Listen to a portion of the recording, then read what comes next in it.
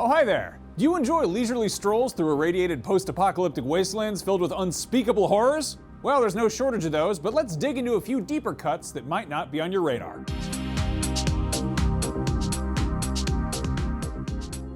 If you're a Metro fan, you're probably already on board with Metro Exodus. But if you're not, here's the gist. You play as Artyom, a Russian survivor of nuclear war that left his homeland an irradiated wasteland 23 years prior, which is now populated with mutants, unspeakable horrors, and other survivors, some of whom are friendlier than others. It's a video game, set in a post-apocalypse. You should be familiar with these things. Exodus follows the events of the two previous games, Metro Last Light and Metro 2033, but the Metro series goes deeper than that. It's based on Dmitry Glukovsky's trilogy of novels, Metro 2033, 2034, and 2035, all of which have been published in English. If you like reading books, you should check those out. But how well do the games handle the source material? Well, given that the author is one of the lead writer for the games, it's safe to say they have his seal of approval. While Glukovsky's been writing video games, the Metro universe has continued to grow in the printed page, and dozens of novels by other authors have been published in the universe of Metro 2033 series, though unfortunately, none of these have been published in English, though that could change with time. Now, oddly enough, the Metro series isn't the only post-apocalyptic Russian sci-fi story adapted into an FPS survival game by a Ukrainian game studio. Before Metro, there was 2007's Stalker, Shadow of Chernobyl, and its subsequent expansions, which had players exploring a wasteland based on the real-world nuclear containment zone surrounding the Chernobyl plant site.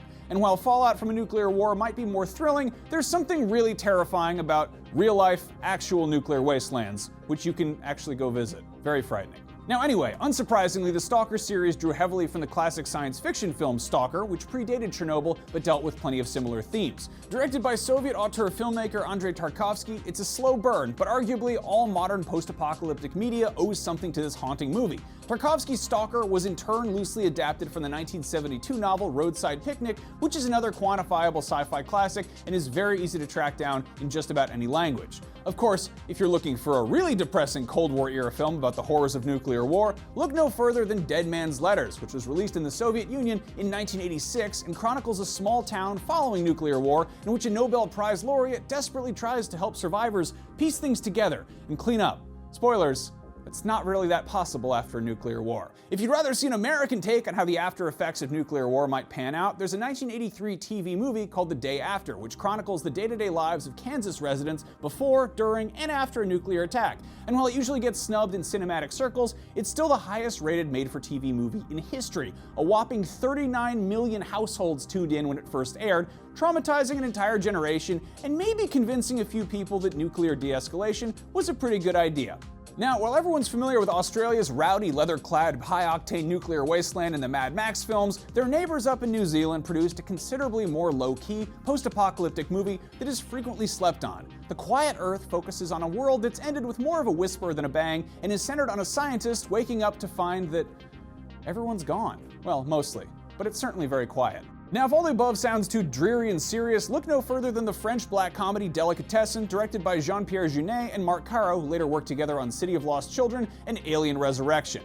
While a sprawling, desolate post-apocalyptic wasteland isn't welcoming, it's probably preferable to being stuck in a cramped apartment building with a bunch of annoying neighbors, some of whom are cannibals. That's part of the premise here. There's plenty of other stuff going on, but be forewarned, this is a very strange film. But why should the apocalypse be normal? Now, unsurprisingly, a lot of post-apocalyptic fiction is informed by the anxiety that hung in the air during the Cold War, but there are examples that predate the nuclear arms race. The widely celebrated science fiction author H.G. Wells pretty much predicted weapons of mass destruction as well as the dangers of their use in his 1933 science fiction work, The Shape of Things to Come, which was adapted into a feature film in 1936, just called Things to Come.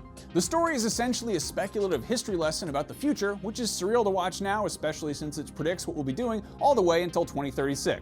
The good news is, the royalty rights are up and you can watch it online for free, totally legally. And there you have it. Those are just a few of the deeper cut science fiction post-apocalypses you can check out while you're waiting for Metro Exodus to show up. What did I forget? Actually, wait, before you tell me, you should check out a couple other videos I made. One, 19 things to watch and read before Fallout 4. Which is clearly a few years old, but those recommendations are still solid. There's a bunch of them in there, and I would be surprised if you've seen all of them. Or if you're more in the mood for some dystopias that are more high-tech than radioactive in nature, I did a roundup of 31 things to check out after Ghost in the Shell. Assuming you checked out Ghost in the Shell, honestly, you can probably skip it. The good news is, we'll have plenty of time to catch up on all of these games and books and movies when we're all living in subterranean bunkers to wait out the apocalypse. At least until our generators run out of fuel and we're forced to sit in the dark with nothing to entertain us but our own imaginations.